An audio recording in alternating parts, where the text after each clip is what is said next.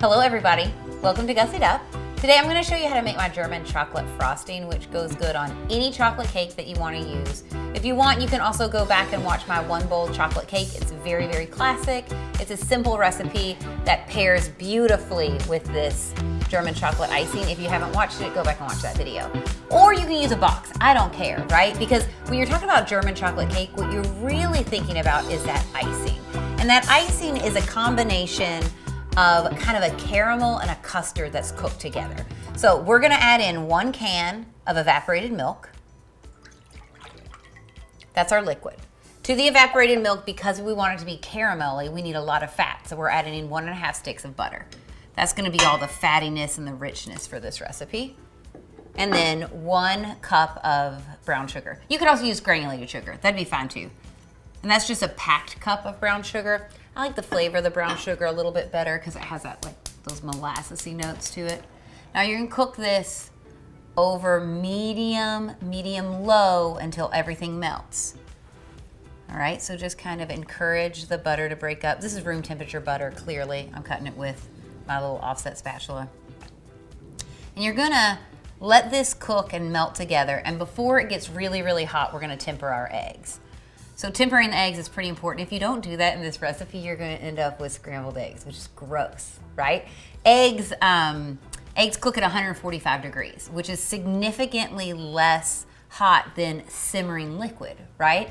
And so what you have to do is you have to kind of dilute the eggs. You have to make the concentration and the thickening power of the eggs less eggy by adding in a little bit of liquid, whisking it, adding a little bit of liquid, whisking it, adding a little bit of liquid, and whisking it until you're able to just pour that into the mixture and it creates a custard which will thicken, not those scrambled eggs that we talked about. So that one's the one. That's like the one, that's the one part of this recipe that you really do kind of have to pay attention to. You kind of can't fake that one. You just have to wait for it to happen.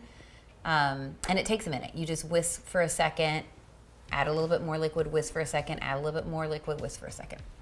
So let's have this melt. So now that this is starting to warm up, we don't want it to be as hot as it can possibly be because that would be too hot to temper our eggs. That's delicious. We're gonna temper in a little bit of the liquid. A little bit of warm liquid in with our eggs. So if it was super, super hot, you would have to make sure you were tempering right from the beginning, whisking. But because I'm grabbing it before it gets too hot, I can stir in a little bit at a time. All right, so just like a little bit of our mixture. It's kind of syrupy. We just kind of drizzle in and whisk. Wow, whisking with your left hand is difficult. What is happening? Okay, a little bit more.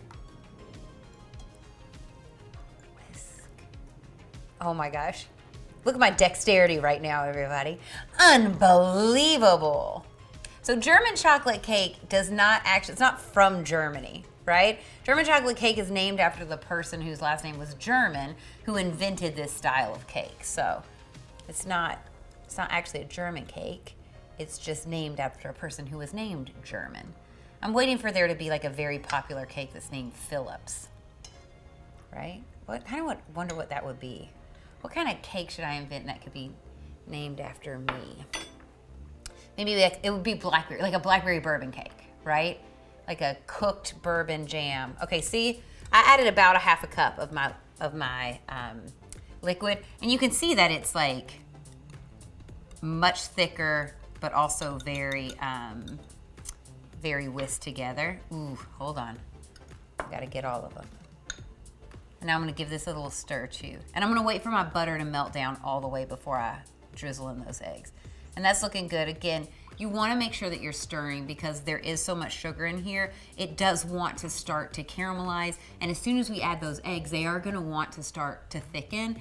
And if they stick against the bottom of the pan, you're gonna get some scorching pretty easily.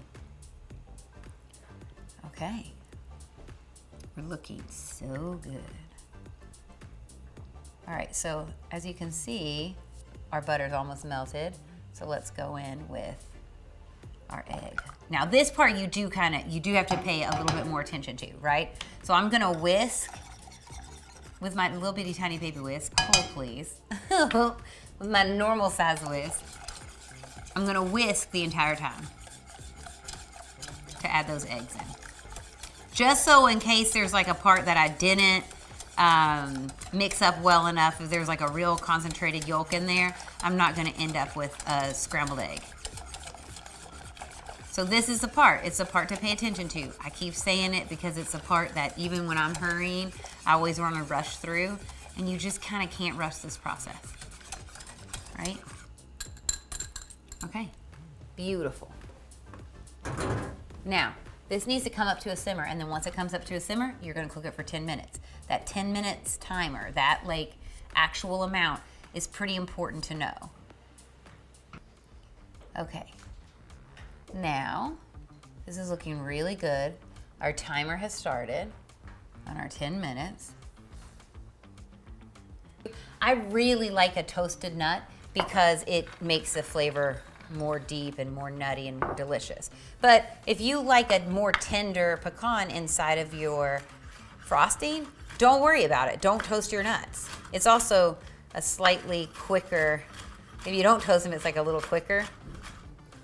I toasted these at 350 for 10 minutes, and that should give you enough time to really like start to smell the nuts. Make sure you set a timer because I always forget mine and burn them, right? Okay, so stop for a second, give it a stir. And you can see it's already starting to thicken, right? See, that's why I have to, you gotta be on it. You gotta be on that little angel. So I chop for a second, stir for a second, chop for a second, stir for a second. Look at her. Back to my chopping.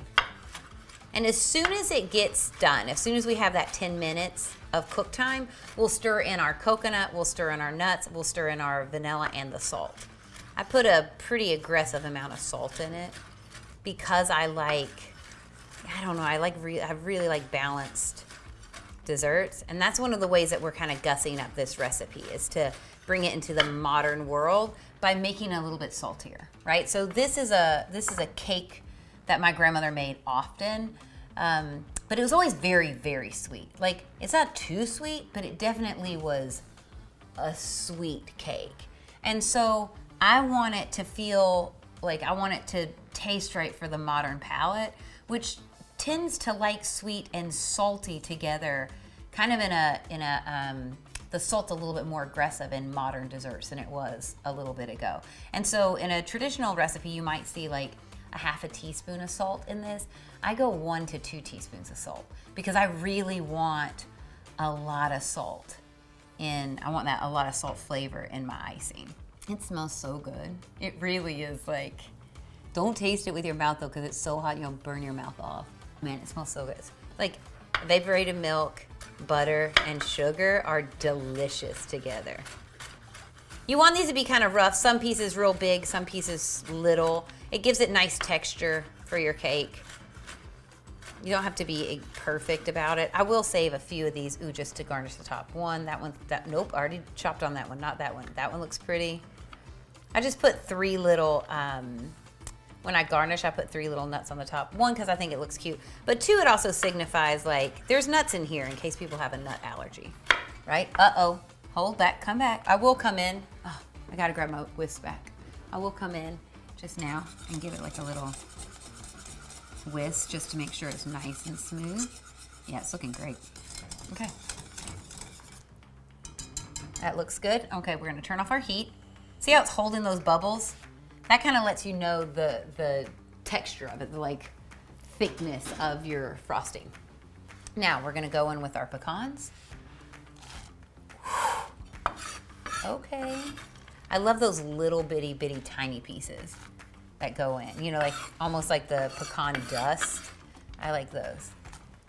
In here. Come here, you little pretty girl. Okay, coconut. So it's 1.5 cups of pecans and it's 2 cups of coconut.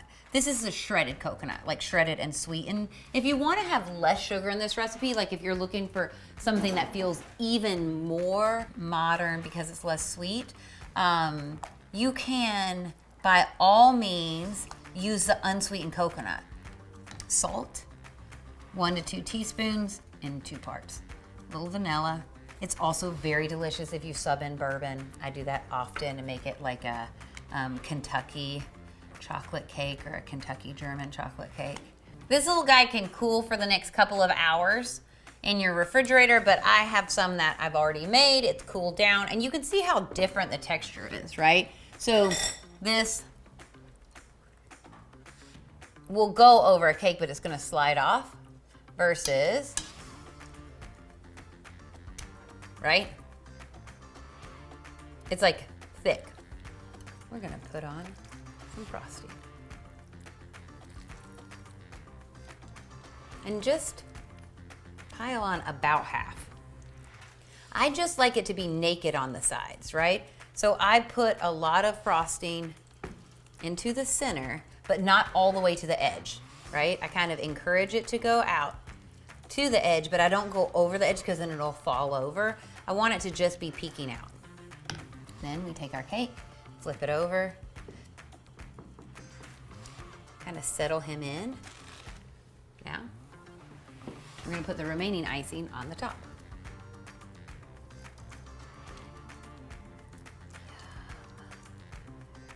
Yum. So you kind of just encourage your frosting to the edge. Make sure he's like kind of evenly covered. Pop a couple of pecans on the little top. And we have a cake that's ready to go. Hello, what is happening? Hi, you little princess. Look at that guy. I mean, what? How pretty is he? Yum, do you want to try a piece? I do. Let's try a piece. Now this is gonna set up even more, what? As he hangs out, but look at that little guy. Ready to eat, ready to try. Oh my God. This, I'm having the hardest time right now not eating all of that out, right? All that little centerpiece out. So look, that's the part I want right there. Yum, all the stuff that fell. You're gonna go crazy. There's just nothing like it, right? There is no real shortcut to this. Oh my God, there's ways to gussy up this style of frosting, but you cannot skimp on the time. It's just a technique. This is just a style of frosting that if you really love baking, it's a great frosting style to have in your back pocket. I'm gonna take one more bite and I'm gonna wave goodbye to you. Thank you for tuning in, and I'll see you next time on Gussied Up. You should definitely make this frosting. Goodbye, y'all. Oh my God.